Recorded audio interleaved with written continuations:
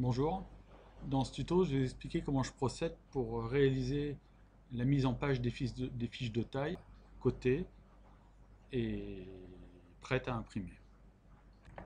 Alors ici nous nous trouvons face à 4 morceaux de bois, 2 avec des coupes biaises et d'équerre sur la face, et 2 autres avec un tenon biais et une mortaise.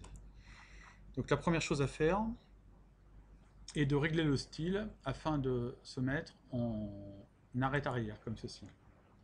Donc là je suis en arrêt arrière.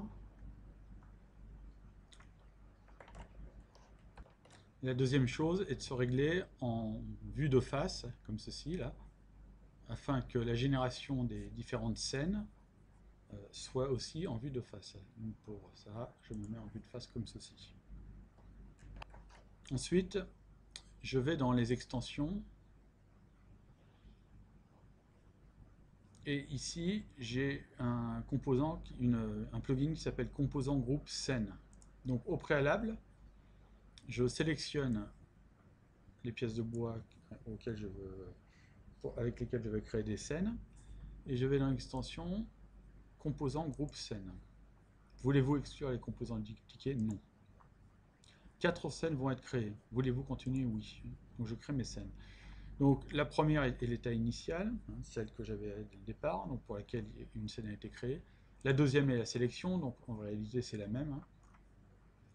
Donc elle fait doublon, donc je vais pouvoir la supprimer. Et la troisième représente les différentes pièces de bois, épicées à 4, épicées à. Donc on voit que le style arrêt arrière est appliqué, puisqu'on voit des arrêts arrière ici. Épicé à 1, donc qui est le tenon, et épicé à 3, qui est la mortaise. Dans une deuxième étape, nous allons utiliser l'extension qui s'appelle Ajouter nom de toutes les scènes.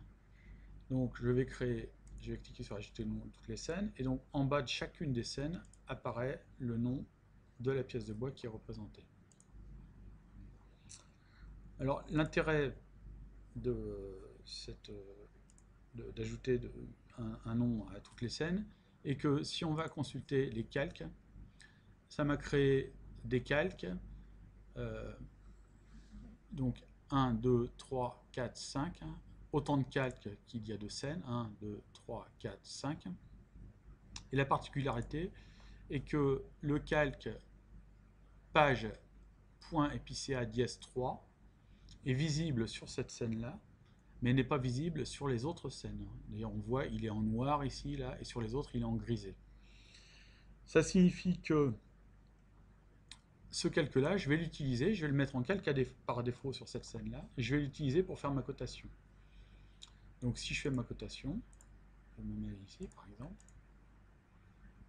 Là, je vais me mettre sur la deuxième. Là, je vais pouvoir utiliser le plugin de Didier Bure, la cote cumulative. Décalage 500, ok. Donc là, ça me met le deuxième. Là, ça me met le troisième. Alors le décalage est un peu grand, hein, 500, c'était pas nécessaire, mais enfin, au moins on voit l'intérêt, le gros intérêt. Donc ces cotes sont sur le calque épicé à 3. Et la particularité, c'est que les cotes n'apparaissent pas sur les autres scènes. Donc, de la même manière, dans celui-ci, je me mets sur page épicée à dièse 1. Ici, je mets la cote. Alors, vous voyez ici, là, ce qui est un peu difficile, c'est que les cotes, elles partent, en fait, elles ont tendance à se mettre parallèles au repère SCU d'origine, hein, au repère rouge-bleu d'origine. Donc, moi, ce que je préfère, c'est quand j'ai une cotation à faire d'une pièce qui n'est pas parallèle au repère SCU, comme c'est souvent le cas en charpente, hein, je prends le repère, je le replace ici. Donc là, il est bien placé. Donc j'étais en vue de face et j'actualise la scène comme ceci. Mettre à jour, enregistrer comme nouveau style, j'actualise. Donc l'intérêt, c'est que là, maintenant, toutes les cotes Donc là, la cote est bien. Là, cette cote est bien aussi. Voilà, elle se met. Et le deuxième intérêt est que si je veux faire une copie de ma pièce de bois, donc je vais faire un déplacer-copier, je fais la copie d'une pièce de bois, donc là elle se met, je la mets parallèle à mon axe rouge, en suivant l'axe bleu, ici, là, je la tourne de 90, voilà. Donc là je l'ai ici. Alors là, du coup, la pièce que je viens de copier, là, je vais la voir apparaître dans l'autre scène. Donc là, ça me gâche mes autres scènes. Donc pour éviter ce problème, cette copie que j'ai faite, je vais la mettre sous le calque page épicéa. Et ici, du coup, on ne la voit plus apparaître dans les autres scènes. Donc maintenant, je peux terminer. Je me remets dans page épicéa 1. Ou non, je vais rester en layer 0. Je vais mettre des cotes.